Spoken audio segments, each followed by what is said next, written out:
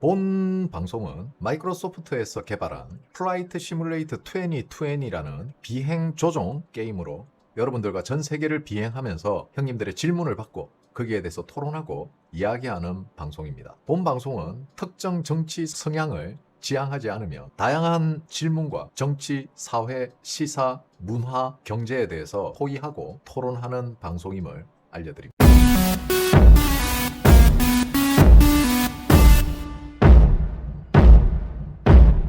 반갑습니다. 2026년 7월 6일 런치 브로드캐스팅 라이브 스트림 고품격 비행 시뮬레이션 게임 방송 시작하도록 하겠습니다. 오늘은 괌을 출발해서 미국령이죠. 아메리카, 유나이티드 스테이츠, 바로 미국령인 괌에서 출발을 해서 오키나와까지 가도록 하겠습니다. 요즘 언론에 말도 많고 탈도 많은 태풍 속으로 가고 있습니다. 과연 아직까지 잘 연결지 않은 이 저기압을 품은 이 태풍이 얼마나 무서운지 우리가 간접적으로 체험을 해볼 건데 번개 쳤죠 금방. 비행기는 출발부터 지금 형님들 여기 나침판 보시면은 항로입니다 이게. 비행기가 지금 삐딱하게 날아가고 있어요. 엄청난 바람의 영향을 받으면서 비행기가 요렇게 지금 날아가고 있어요. 요렇게 옆으로 가고 있는 거죠. 비행기가 요렇게 날아가야 되는데 요렇게 가고 있습니다. 그래서 오늘은 승객 여러분들께 잠시 안내 말씀드리겠습니다. 보험금을 노리시는 분들은 안전벨트 안 하셔도 됩니다. 그리고 오늘 형님들을 위해서 제가 특별히 기내식을 준비했는데 바람의 영향으로 기내식 배급이 어려운 점 양해해 드리겠습니다.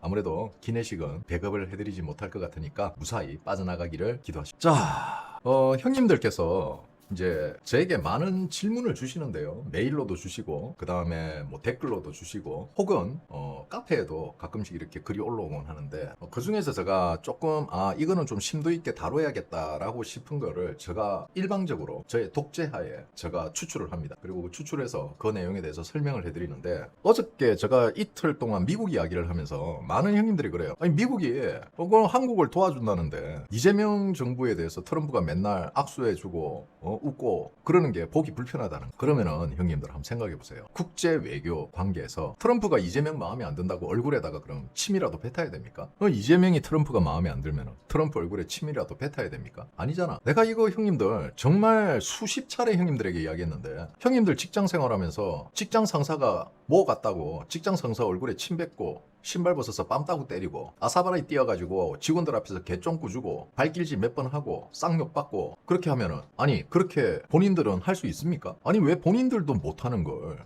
그런 거는 환타지 아니야? 그런 거는 형님들 꿈에서나 하세요. 상상 속에서 하고 말아라고. 왜 그 망상을 지들도 못하는 망상에서나 할 수 있는 짓거리를 자꾸 현실 세계에서 원하는 겁니까? 미쳤어요? 정신병 있어요? 자, 그런데 그런 형님들이 근본적인 걸 보면은 뭐가 문제냐면은 왜 미국이 이재명이라는 사람이 저렇게 대한민국을 독재로 끌고 가고 자신의 재판을 없애려고 하고 하는 거에 대해서 왜 미국이 방관하냐는 거예요. 미국은 끊임없이 경고를 하고 있습니다. 한국의 정책에 대해서. 그리고 미국은 제가 이야기했죠. 벌써 비자로 하고 있잖아. 근데 이 형님들의 공통점이 있어. 그러니까 자기네들은 비자로 하고 있음에도 자기네들 분해 안 찬다는 거야. 자기 기분이 좋아지지 않는다는 거지. 내 기분이 좋아져야 되는데 미국이 그런 뜨뜻미지근한 눈에 보이지 않는 내가 체감할 수 없는 이런 제재에 대해서 내가 만족하지 못하니까 다 나쁜 놈이야. 이런 썩어 빠진 사고방식을 가지고 있는 형님들이 상당히 많습니다. 그런 형님들은 자 형님들 제가 이야기했잖아요. 요즘은 정신과 가는 게 부끄러운 게 아니에요. 형님들은 현대의학의 도움이 필요합니다. 거기 가서 의사와 상담을 받고 상담을 받으면서 내가 어떠한 상황에 지금 있는 건지 나의 정상이 어떤 건지 그리고 또 그렇게 이야기하다 보면은 좀 편안함을 얻을 수 있습니다. 현대의학의 도움을 받으시고 혹시나 내가 워낙 가난해서 돈이 없어서 병원을 갈 수 없다라고 생각하시는 분들은 저에게 메일을 보내주십시오. 병원비 청구 금액 저한테 사진 찍어서 메일로 보내주시면은 제가 병원비 드릴게요. 병원 다니세요. 정말 심각합니다. 자, 미국은 지금 트럼프 1기 때와 트럼프 2기 때가 완벽하게 달라졌다 했죠. 제가 협상이 트럼프 1기 때는 트럼프가 순진했어요. 그래서 트럼프가 이렇게 하자 그럼 상대도 좋다 했을 때 트럼프는 그렇게 되는 줄 알았어. 그래서 상대를 믿고 기다렸는데 돌아오는 거는 통수밖에 없었다. 트럼프는 이를 갈았죠. 그리고 트럼프 2기가 딱 시작되고 나서 트럼프가 가장 먼저 한 거는 내가 통수 맞기 전에 내가 먼저 통수 친다 했어. 다시 말하면은 형님들이 가장 이해하기 쉽게 이야기하면은 자 우리가 금괴를 하나 주었어. 그래서 중국하고 미국이 이 금괴를 나눠 먹기로 한 거야. 그래서 이 금괴에 대한 MOU도 체결하고 중국이 이 금괴를 워낙 얼마나 이 상자를 깨끗하게 닦아놔가지고 상자가 번덕번덕번덕번덕 한다 하면서 그렇게 붕 띄워주는 거야. 그리고 미국은 금괴가 가득 달린 금괴 상자 밑에 구멍을 뚫어놓고 다 빼가고 있는 거예요. 그리고 중국 띄워주기에 여념이 없지. 시진핑이 정신을 못 차려. 와, 미국이 트럼프가 나를 이렇게 띄워주다니. 그럼 트럼프 금괴 반당이야. 그렇게 좋아하고 있는 사이 트럼프는 그 금괴가 가득 담긴 상자 아래에 큰 구멍을 내고 모든 금괴를 싹 빼갑니다. 그리고 트럼프는 시진핑에게 그 금괴 껍데기만 주는 거예요. 상자만 줍니다. 그러면 미국이 다 가져갔어요. 무슨 이야기인지 아시겠습니까? 미국의 협상 방식이에요, 이게. 트럼프 2기에 상대를 겁나 띄워주고 그리고 껍데기를 반딱반딱하게 광택까지 매겨서 유리막 코팅까지 해준 다음 안에 있는 알맹이는 싹 미국이 가져가는, 그리고 그 반딱반딱한 껍데기만 남겨두는 그런 방식의 외교를 하고 있습니다. 즉, 내가 상대에게 통수를 맡기 전에 내가 먼저 상대의 통수를 치고 나의 이익을 싹 취하는 구조라. 그렇지. 증거 활기는 돌았잖아. 이게 미국의 외교 전략입니다. 제가 이야기했잖아요. 강자는 약자와 똑같은 행동을 하고 똑같은 말을 해도 욕먹어요. 강자는 뭘 해도 손해야. 정말 잘해야 본전이야. 그거를 미국은 너무나도 잘 알고 있어요. 그래서 어떤 것도 미국보다 약한 나라를 상대로 미국은 절대 강경 발언을 하지 않아요. 트럼프 2기부터. 그럼 어떻게 하느냐? 공감해주는 척. 트럼프는 T예요. 누가 봐도 T죠. 그런데 갑자기 미국 정부가 약소국이면서 공산주의 국가에 공감해주는 척을 합니다. 이해할 수 없는 부분이. 그러니까 어떻게 한다?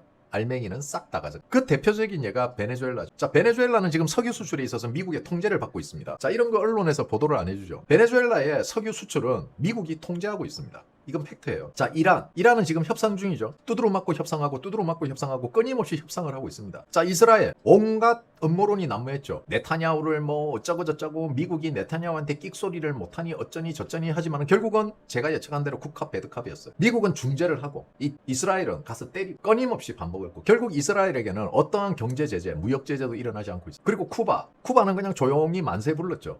왜? 쿠바 우리 만나자고만 했는데 쿠바는 뭘 그렇게 만나려고요. 우리 바로 시장 개방하겠습니다. 만세 불렀죠. 제가 그동안 몇 개월에 걸쳐서 형님들에게 세계 국제 재편에 대해서 이 패권 싸움이 어떻게 진행되는가를 형님들에게 그동안 설명해드렸던 거예요. 그리고 이 설명해드렸던 게 정확하게 단 1의 오차도 없이 현실에서 지금 나타나고 있어요. 자, 이게 미국의 외교 방식입니다. 그럼 이걸 그대로 한국에 가져올게요. 자, 이재명은 미국의 트럼프를 만나서 온갖 FTA라든지 관세 협상이라든지 한미 정상회담에서 자화자찬을 늘어놨어요. 언론에서도 이재명의 성과를 언급하고 온갖 글을 이야기. 자, 잠수함.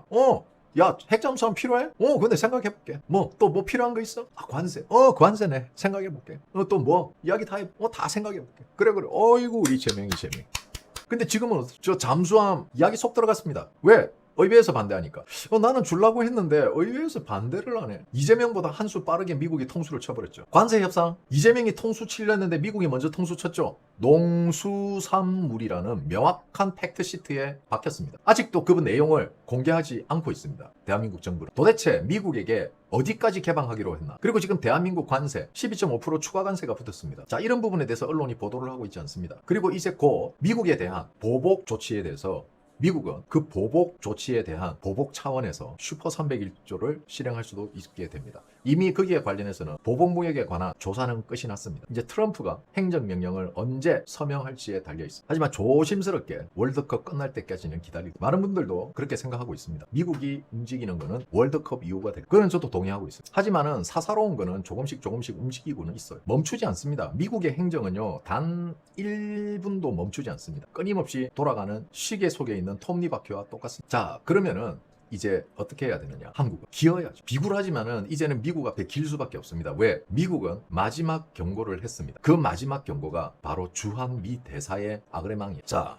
형님들, 대사는요, 직책으로는 그렇게 높은 직책이 아닙니다. 그런데 이 대사의 한마디는요, 상당한 영향력이 있는 말이죠. 즉, 대한민국 대사가 미국에 파견 나가 있는 강경화, 주미 대사죠. 주미 대사에 강경화가 나가 있다는 거. 강경화의 말은 곧 이재명의 말이에요. 그런데 형님들 잘 보세요. 강경화가 주미 대사로 임명되고는 단 한 번도 강경화에 대한 단독 보도가 나온 적이 없습니다. 왜 그럴까요? 아무것도 안 하고 있다. 아무것도 안 하기 때문에. 아무런 논란도 없고, 아무런 보고거리도 없고, 아무런 움직임이 없기 때문에 아무것도 이슈되는 게 없다는. 자, 다시 역으로 이야기를 하면은 강경화의 어설픈 가벼운 발언이 이재명에게 미치는 영향이 크기 때문에 강경화 입을 꼬매놓은 거예요. 자, 그럼 반대로 이야기를 해보. 자, 주한 미 대사 우리 박은주 형님이 오셨습니다. 그죠? 보고받을 거 받고 아마 오늘이나 내일쯤 출근을 할 겁니다. 그러면은 우리 은주 형님이 미 대사 취임식에서 무언가를 발언한다면은 그거는 미 대사 박은주의 발언이 아니고 미국 트럼프 대통령의 의중이라고 받아들여야 돼. 그래서 무서운 거야. 그래서 저는 아마 이재명이 아니라 외교부나 이재명 정부에서 박은주 형님이 어떤 한 발언에 대해서 미 대사를 불러서 초치했다는 말이 꼭 한 번은 나왔으면 불러서 야단친다는 경우죠. 표현이죠. 이 말은 박은주 형님의 약간의 수위 높은 발언이 나올 수도 있다. 그리고 박은주 형님의 윤석열 대통령 접견이 있었으면 좋겠다. 이거는 미 대사로서가 아닌 개인적인 친분 관계에서 윤석열 대통령을 접견 신청했다라고 언론에 보도가 됐으면 좋겠어. 뭐 그렇게 언론에 한번 툭 띄워놓고 안 가도 그만이에요. 정치적으로 이런 걸 좀 활용했으면 좋겠다. 그렇게 해서 지금의 이재명 정부에게 그리고 지금의 민주당에게 약간의 미국이 어떤 포지션으로 있는가에 대한 교육이 좀 필요하지 않나.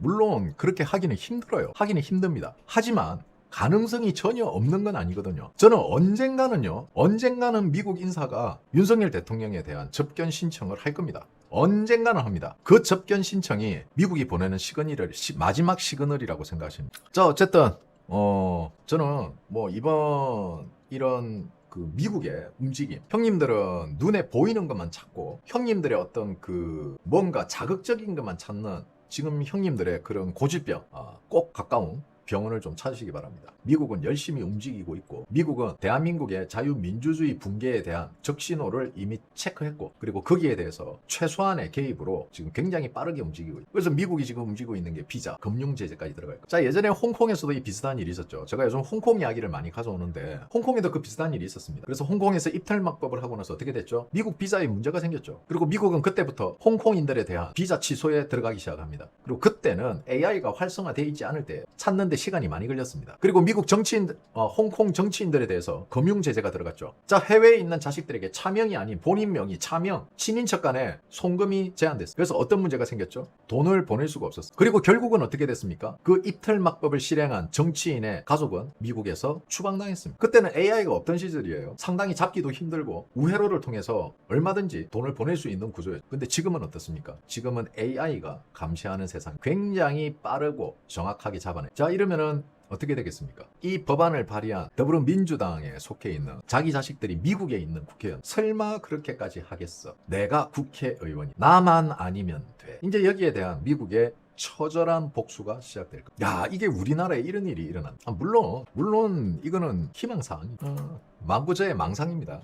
자, 들리는 소문에 의하면은요, 예전에 이제 그 중국인에 대해서 미국이 한 달 사용할 수 있는 US 달러를 인출할 수 있는 제한을 뒀죠. 그죠? 지금 현재 한국인입니다. 동포 아니에요. 자, 한국인은 유학생들 혹은 체류하는 직장인들입니다. 자, 한국인에 대해서는, 달러 인출에 대해서 제한이 없습니다. 한국인에 대해서는. 그런데 중국인과 마찬가지로 한국인에게도 달러 인출을 제한하는 지금 논의 중이라는 찌라시가 돌아요. 뭐 이 부분은 확인해 봐야겠지만은 지금의 어떤 대한민국 사정으로 봐서는 미국이 충분히 그러고도 남을 것 같다. 물론 뭐 미국이 그렇게까지 하겠어. 그냥 찌라시가 돈다는 거야. 뭐 찌라시인데 저런 찌라시가 돈다는데 뭐 어떡하겠어. 뭐 사실관계 확인도 안 되고. 찌라시란. 자, 그냥 뭐 요 정도 뭐 그런 찌라시입니다. 루머에 대해서 좀 이야기를 해봤고 딱히 심각한 거 아니잖아. 뭐 우리가 뭐 미국 가서 달러 찾을 일이 뭐가 있어. 전부 카드 쓰는데. 미국 가서 현금을 왜 써? 그냥 카드 쓰면 되는데. 한국에서 현금으로 송금 보내는 거 빼고는 뭐 거기에서 현금 쓸 일이 뭐가 있어. 결국은 뭐야? 현금을 못 보내게 하겠다는 거잖아. 그럼 이렇게 되면 어떻게 해? 중국인들이 똑같이 했죠. 만약에 한국인들에게 뭐 한 달에 3,000불 이상 뭐 뽑아쓰게 제약을 한다거나 하면은 중국인들도 그랬죠. 그럼 얘네들이 뭘 하느냐? 암거래 시장을 통해서 돈을 바꾼단 말이야. 사채 시장이나 이런데 불법 환전을 하는 거지. 그럼 어떻게 되겠어? 그럼 범죄자 네트워크를 이용하면은 바로 잡아내겠지. 미국에 있는 사마페나 온갖 카르텔들을 이용해서 미국에 들어와서 불법적으로 돈 세탁하고 돈놀이 하는 것들을 다 잡아내듯이 그런 식으로 가는 거지. 결국 숨통을 조여가는 거야. 미국은 급할 게 없거든. 왜? 어차피 지들이 이기는 싸움인데 뭐가 급하겠어? 자, 입 좀 헹구고요. 올공 이야기, 국정조사 이야기, 올공 국정조사에 대한 이야기 조금 할게요. 야, 롯데 이야기 하지 말라니까. 화난 거 아닙니다.